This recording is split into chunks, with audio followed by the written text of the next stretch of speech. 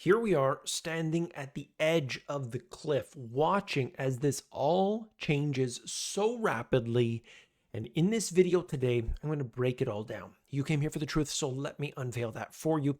If you think that food prices are getting real expensive and gas prices are going up and everything is somehow unaffordable, let me tell you, you're not alone, okay?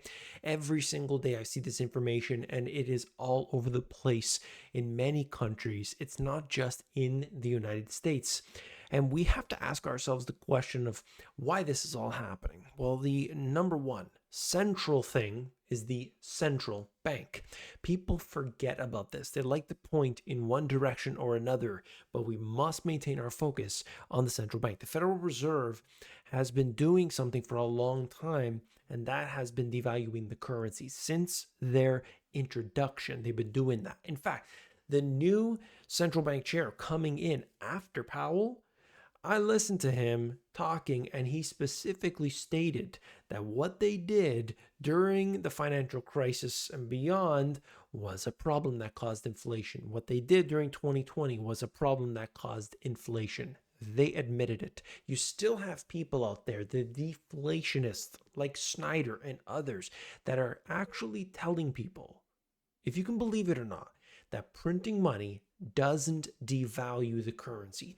That's the world they want you to live in, to be completely oblivious to what's happening. Jerome Powell said that he will continue to serve as the Fed governor, and this is going to be part of an ongoing investigation, and I'm sure nothing's going to happen because all of this is a simple puppet show.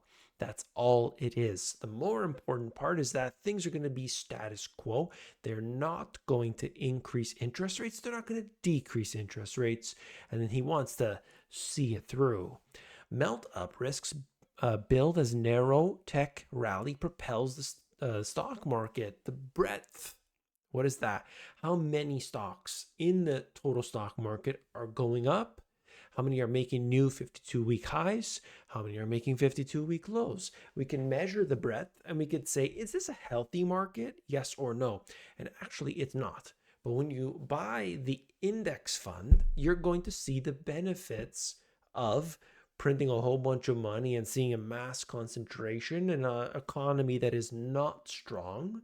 How do we know it's not strong? I'll give you a couple examples. I'll show you that today.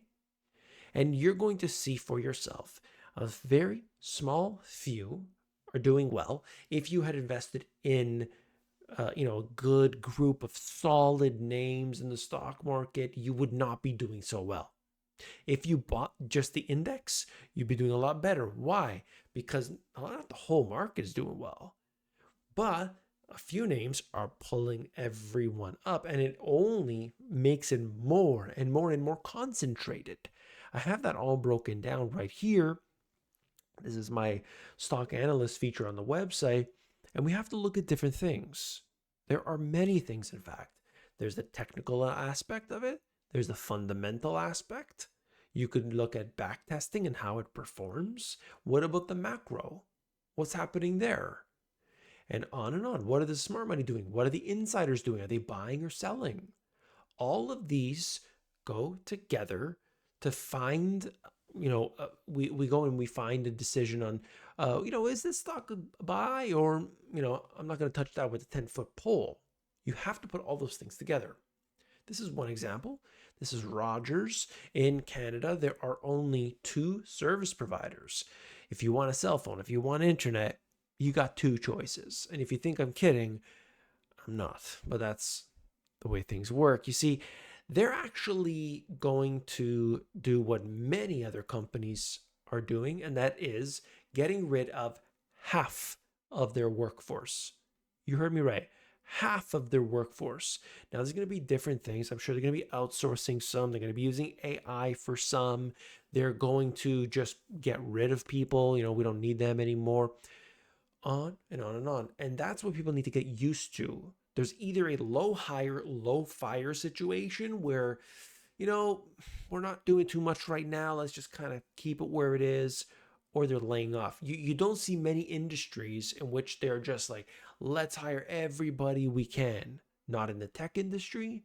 And it doesn't seem to be happening in manufacturing overall over the last couple of years. Manufacturing jobs in the United States have declined. Are you aware of that? What about the UAE deciding that, oh yeah, we're going to leave OPEC and like right now? And that's an interesting thing. You see, this is a, they were the third largest. The UAE was the third largest producer in OPEC. And now you can see here the sudden departure of the third biggest producer further weakens the bloc. That despite producing up to 4 out of every 10 barrels of oil pumped worldwide has been hobbled by internal disunity and the rise of American oil output. They want to do what they want to do.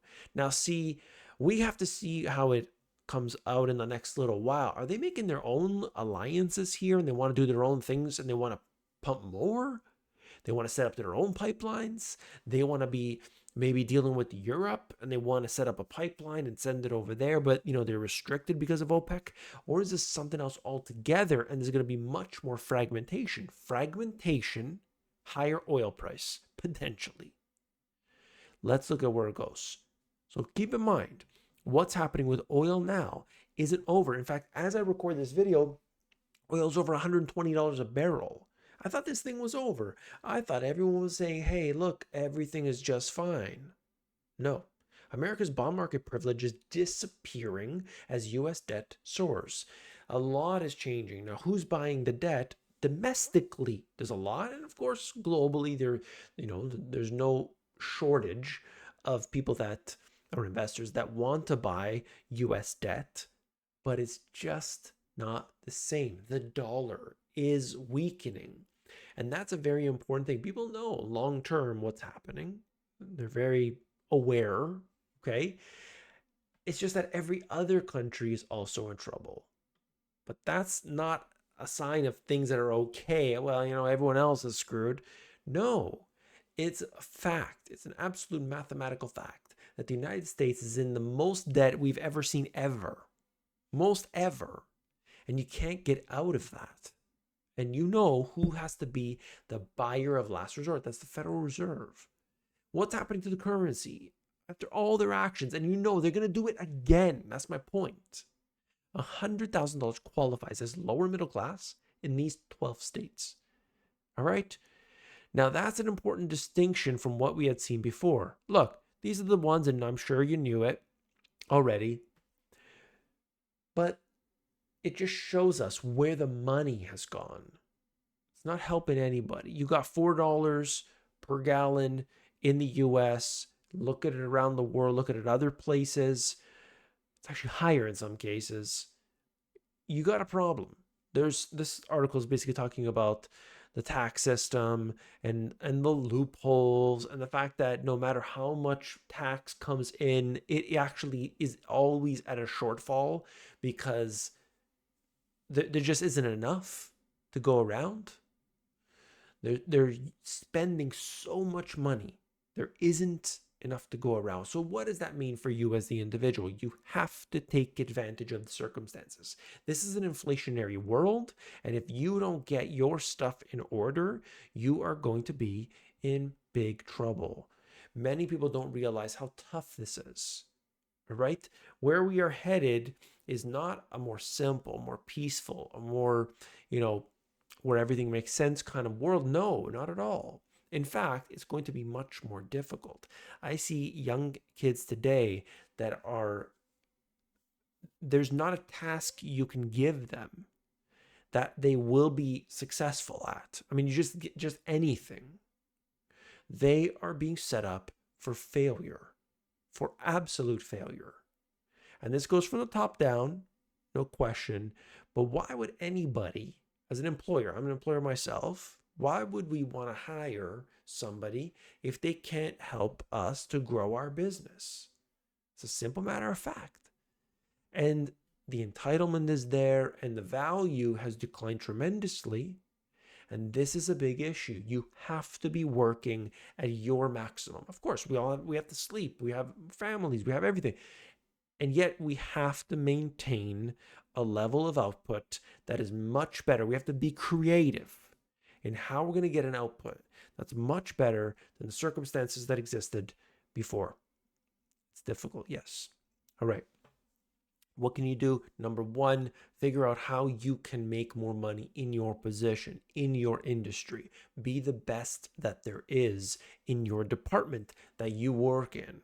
Make sure that the boss knows that you are the number one. That's first thing. You can move to a different position within the company, and you can move to a different company that will pay you more. These are different things that can happen. Job market's slow. I realize that, but these are things. Now, we can have a side hustle. We can make money on the side. How can we do that? We use the existing skills we have, or we learn new skills. I had to learn a lot of new skills. I have made many websites, many apps, mobile apps, web apps. I learned this all, okay? And I've been doing that, and I've been providing services to business. I have been helping many people on different levels ever since, all the changes with technology. And it's been very helpful to everybody that I've been dealing with. And it's been awesome. And what you've got to do is invest. You cannot have your money sitting just completely out of the game. Yeah, you can be conservative, but you can't be out entirely. This is a big mistake. Why? Because as I've just proved to you, we are going into a further inflationary world. Do not make the mistake of taking the wrong risks, no education on that, no financial education, and just hoping and praying that things turn around. Let's be honest. Federal Reserve's been there for since 1913. They started doing stuff in 1914. Ever since then, the currency's been devaluing and expected to get worse. As a result, we need to do what we can. If you want some information, the best stuff is at themoneygps.com. This right here that I'm showing you is the AI stock analyst. It is not a free feature. And if you're asking why that's the case, it's because this is very expensive. All of this data, it's pulled live, and that costs a lot of money to bring in. So that's the truth of the matter. But it's like priced literally 1/10 of what the cost would be for others. So it's kind of ridiculous. But anyway, if you want to see this, if this is some value to you, this is not pulled right now. I had pulled this one, I think, yesterday or the day before, but you can get some out of that. And that was Tesla. And you could just see what I'm trying to pull here: technical analysis, the edge math, fundamentals, everything, peer comparisons, one by one. And as it just finished right now, actually 17 minutes. I had the latest and greatest AI, the one that they snatched Maduro with. I literally have that running right now, and it just improved the AI stock analyst. And I'm working on that to make it better and better. If you're interested in that, or just want some cool free stuff, it's at themoneygps.com. If you just want to support me, hit the thumbs up button. By hitting the thumbs up button, you support me and my work that I do here. I'm trying to bring out more videos. Very, very busy, man. But I try to do this as often as I possibly can. I hope you appreciate it. I'll see you on the next one. Take care.